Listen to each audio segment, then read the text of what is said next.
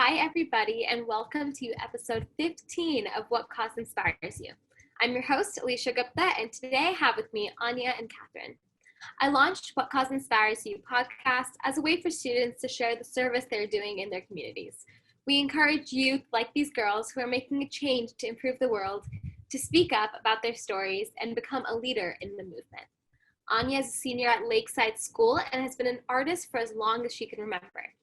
A proponent of racial equity in the arts, she co-founded the Colorization Collective to create space for teen artists of color who, like her, may feel underrepresented in the art community. Anya is also the event director for Teens TIC's leadership board, as well as a participant in many community service and writing-related extracurriculars. Kathryn is also a senior at Lakeside School who has spent more of her time on stage or in rehearsal than not. She has danced with artists from all over the country and more recently finished the Seattle Children's Theater Young Actors Institute with Anya. As a co-founder of the collective, Kat wants to find a way to make the arts inclusive for all audiences regardless of race and strives to have equal, authentic representation in the arts community. We are recording this presentation and we'll post the video on YouTube by Saturday and the audio on Spotify by Friday. I'm so excited to have both Anya and Kathryn here with us today, and I love their cause, especially anything to do with racial equity, and then integrating arts on top of that, simply amazing. So why don't we start right there? Girls ready? Awesome. Anya and Kathryn, why don't you tell us a little bit about yourself, your organization, and what got you started? Hi, everyone. My name is Kathryn Lau. I'm 17 years old and, as Alisha mentioned before, a senior at Lakeside School in Washington State. I started getting involved in the arts as a ballet dancer, but have since incorporated more voice and acting into my artistic pursuits. Yeah, and I'm Anya. I'm also 17, and like Kat, I started out in ballet, and since then I've moved more to singing and writing. As for our organization, Anya and I met at a summer acting intensive YII in 2018, in which we were among the few artists of color in a cohort of 20 or so young actors. But from the intensive, we also had the opportunity to speak with and learn from professional artists of color. So we kind of got together after that to see if we could find ways to push for diversity and equity for teens like us. Yeah, and that's really what got us started in creating the Colorization Collective, which is an organization that supports teen artists of color. We provide our participants with resources, opportunities, and mentors and peers who look like them. And in doing so, we want to promote racial equity in the arts, but beyond that, we want to promote racial equity in the world at large. That's simply amazing, girls. And I'm not going to call myself an actress in any means because that's definitely not for me, but I did do a few acting clubs, I think my middle school and early high school years, and I can definitely say that I was maybe one of a few handful of people of color in that program, and I think that just goes to show on both ends, right? If maybe we're not inclined to, based on society's perceptions of who is allowed to be an actor, who's allowed to be an artist, but also in the other side is, are we welcomed from society? So I think what you're doing is simply amazing. And I know we've included in your organization, but for our audience, why don't you expand a little bit more about the initiatives and programs that you currently run under Colorization Collective and how others can get involved in your organization? So our most recent launch of an ongoing program is our Chapters program, in which young artists can start their own branch of the Colorization Collective in their local communities. And then our mentorship program, which is launching on Saturday, August 29th, so it's coming up, we're really excited about, is another one of our big projects. It was an ongoing process. We had to get grants, find a fiscal sponsor, Teen TICs, thank you. And it just involves pairing teen artists of color with professional artists of color in their communities. Yeah, and we also run a few programs under the general umbrella of online content. So we run blog articles like reviews of race-related shows, interviews with both adults and teen artists of color. We promote the work of teen artists of color on our blog, and we also host a web series. And really all of these programs, just to harken back to our mission of connecting artists, connecting teen artists of color, promoting their work, and shining a light on what it's like to be an artist of color in this space. Definitely, yeah. And before I kind of screen share the video, one quick question for you guys. What was the time span? When did this whole thing get started? And what media platform can people reach out to you on? So yeah, again, we met in 2018. We officially started in June of 2019, and we've been in this for over a year now. You can apply to be on our leadership team, a featured artist, or there are other ways to get involved on our website. And we currently have a collaboration with Sublini Journal. So if you'd like to stay updated on that, you should follow our social media platforms and sign up for our newsletter. Awesome. And yeah, we will be posting all of their contacts on this chat, as well as all Humanity Rising social medias. But for now, that's just a lot of expansion in 1 year. So props to both of you. But let's play that video I was talking about. Oh, let me optimize it. Alrighty.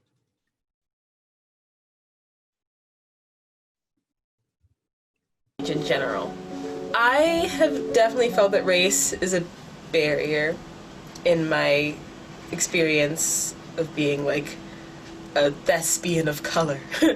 And I think that like it stems from the fact that when you go into an audition, the director, whoever like the casting director is going to be, the first thing they're going to see is the color of my skin.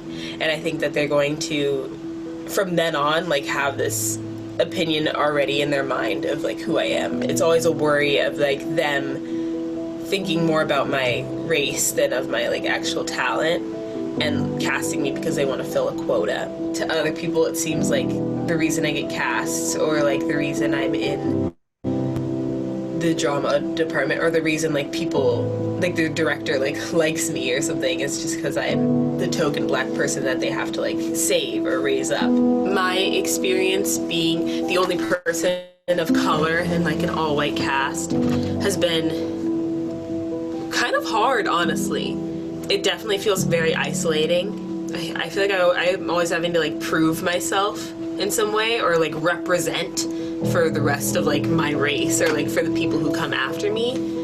And so having that added pressure, like also having to like be sociable and be fun, because if I'm not like smiling or like being happy, people will think like, oh, she's just like another like angry like black girl, or she's being like moody and like not happy right now, like why is she so sad. I've had the thing where people have called me like an Oreo, which means black on the outside, white on the inside, and people have been like, oh, you're not actually black because you're doing theater, and that's not like black people don't do that, like black teens don't do that, black girls don't do that. And so I've definitely felt the pressure from stereotypes, and I think they play a huge role. Wow, that was extremely powerful. And I hadn't seen that video beforehand, and that definitely just goes to show that there are real stereotypes that are playing in all of the art forms, and honestly not addressed enough. Before you girls came up, I didn't see much of racial equity in the arts as a topic in the forefront. So definitely really important for all of us to be talking about today. And that video just goes to show that it's affecting real lives. And any time that something's affecting real lives, there should be a cause to stand up for it. So with that in mind, do you guys have any art recommendations for our listeners to really promote that diversity and equality? I haven't done as much reading, etc. over quarantine as I would have liked to. There's a dance show that I'm really into right now. It's called 这就是街舞, which translated is Street Dance of China. It's in its 3rd season. It's really great. It's so amazing to see, dancers from all across the world really get into hip hop and street dance. I also follow a few like watercolor and bullet journal people. Maruti Bittaman, she's got really nice work. Yeah. Kat, I really want to see that dance show, so please send me the link. I would say I watched this show a while ago, but there's a theater show called Passover, and it's about 2 young black men, and it focuses on topics of police brutality. It's really, really relevant right now. Because it's live, I don't think you can watch it, but if you happen to find the script or Little plug, if you check out the article we wrote on our blog, you can get a better sense of how important that art piece is. Awesome. Yeah, and definitely go check out. I know, especially in the music industry, we need to be highlighting a lot more artists of different colors. So make sure to really explore your horizons and go out of your comfort zones to try to listen to music from different genres. But with that being said, I don't think maybe I've mentioned this in previous podcasts, but I don't think I've mentioned it here yet. So I am a dancer, and I actually went to a Catholic school. So Bollywood dance, which is the dance I'm most trained in, wasn't as accepted in a Catholic school. And that, for various reasons, had a mental impact on me for sure. But I'm more interested in why you guys believe that racial equity in the arts is important. Yeah. Personally, I feel that what we see in the arts is we tend to replicate that in real life. So if we're seeing shows that portray stereotypical characters, we're going to internalize that and then kind of spew that hatred out in the world. But on the flip side, if we see diversity in the arts, we're going to be more diverse and more inclusive in our real lives. And also, just from a personal perspective, I think representation is incredibly important. When I see someone who looks like me in the arts, whether that be in film or in a book, I feel that my identity and my perspective and beliefs, that I'm valid and my identity is valued. For sure, echoing Anya, I find that arts are literally everywhere. So racial equity is important for literally any field, not just the arts. I think it's key having a diverse mix of voices on leadership teams who are leading movements so that everyone feels included, not just the people, whose voices are being heard. And starting at a place of mutual respect for each other and the people around you is just so important to having like healthy and productive relationships. And barriers like racial inequity are just really toxic and harmful, especially to the younger generations. If one young actor looks up and sees all white people getting awards and getting casted as leads, they're probably going to drop out. And we lose an entire generation of amazing artists just because of a lack of representation. Yeah, very well said. And I know this is controversial, but Never Have I Ever, starring a South Asian actress, right? Regardless of what the show has behind it, its meanings, the point is that we finally get representation from a minority group in a Netflix series that hit off the roof. And that representation will just allow for a pathway of more South Asian and hopefully other minority actresses and actors to really take the lead and say that it's okay to be in this industry and it's okay to pursue a career in the arts. But with that, let's do a quick poll. We want to know what category are most of your artists you follow? So it's a pretty even split between Asian Pacific Islander and never even thought about it. Yeah, interesting to see how K-pop, and it's mainly K-pop, have kind of taken the States by storm recently. And I would also say that the Never Have I Thought About It category, I definitely feel that before I started becoming more involved in racial equity work, I was perhaps the same way. I think once you get more involved in this work and you start looking around at the art you're consuming or just the people you're following in your day-to-day life, you start becoming more aware of inequities just in general. Yeah, definitely. And just kind of going off of that, I think both Anya and Kat mentioned this, but once you start talking about it, it becomes more mainstream, right? So the first step for raising awareness is to simply talk about it, make people aware and known of the fact that these artists are acceptable, they're valid, and they're super talented. And then that's a step right into them becoming popular, gaining more interest, and all of the above. But that will require some work and obviously changes over time, right? Our perceptions now are not the same as our perceptions before. So in terms of your organization, how have your goals changed throughout the process and throughout times? We've always had a focus on like younger artists of color, but we also more recently kind of expanded to include adult artists of color, just so we can put an emphasis on building connections and having role models to look up to. But there's still definitely like a focus on teen leadership. Our fiscal sponsor, Teen Tix, for example, does have a board of adults. But when we work together, it's always from a place of collaboration and having conversations, not them telling us what to do. Yeah, just to echo what Kat said, we're very much by teens for teens. But kind of going back to your question, I think it's really, especially in the last few months, we recently featured someone from Mexico, someone from Malawi. We have a team member now from India, and then people from Wisconsin and North Carolina. And obviously, we're based in Seattle. So when we started, I think we had initially envisioned this, being a local thing. Maybe if it spread through the state, that would be cool. But just saying that we're international now is really exciting. It's super cool. It's a great milestone to hit. I think also when we started, we were asking people that we knew, and having, both come from a performing arts background, a lot of the people we talked to were performing artists, but we recently featured a makeup artist and talked to a pie designer. So our scope of art mediums has also definitely changed and grown over the year. That's amazing, and congrats to the both of you. We can definitely relate on the fact that it's by teens for teens, right? Humanity Rising is mostly a student-run organization, and we cater to support youth change makers like yourselves. That being said, I do think direction from elders is never a bad thing, hence our series, like our professional perspectives, getting insight from experts. But you should never be daunted by the fact that the adults and professionals will look down, because as someone from my previous podcast mentioned, youth are the now. They're not the future, they're the now. They're the people making the change right now, and they have all the capabilities with the right support system. So that's amazing.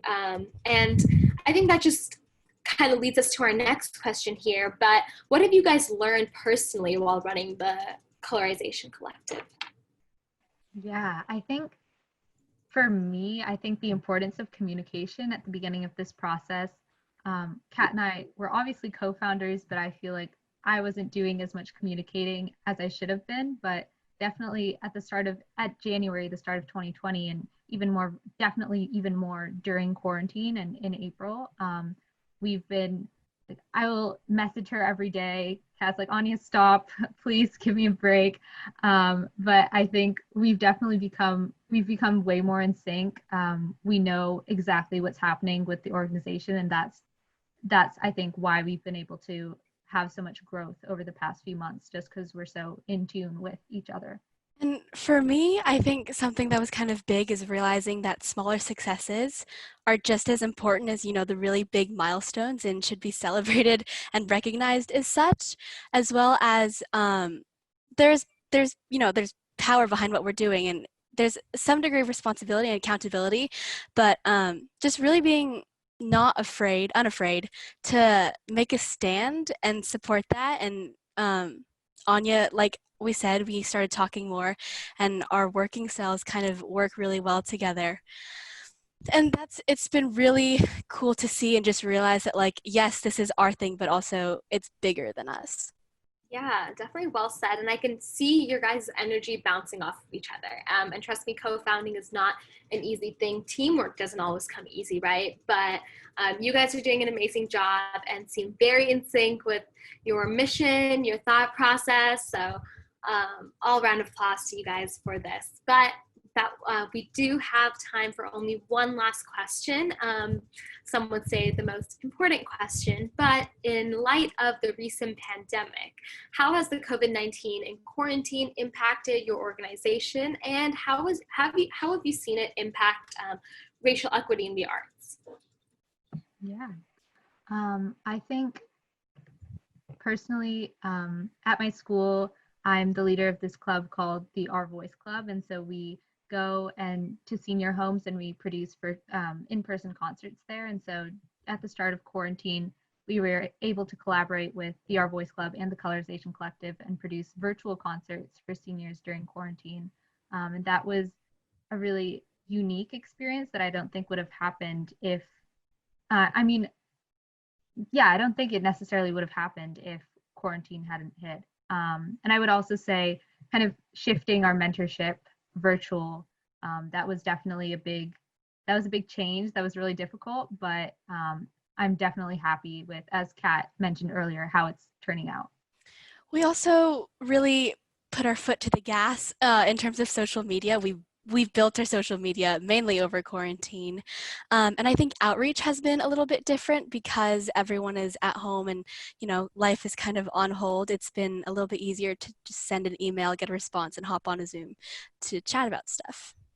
And in terms of racial equity in the arts right now, I think there's obviously been a really big push for racial equity, but even just on social media or in the news, you can see that the literary world, Hollywood, the music industry, all these places are having a reckoning. And I think our organization is really timely right now, and I'm really excited that there's been a kind of a collective understanding that this cause is really important. Awesome. Thank you so much, girls. And I love hearing that social media has played a big part because I am a marketing and communications major. So whenever someone says that marketing has helped them grow a movement, I'm like, yes, I've been telling you guys this all along.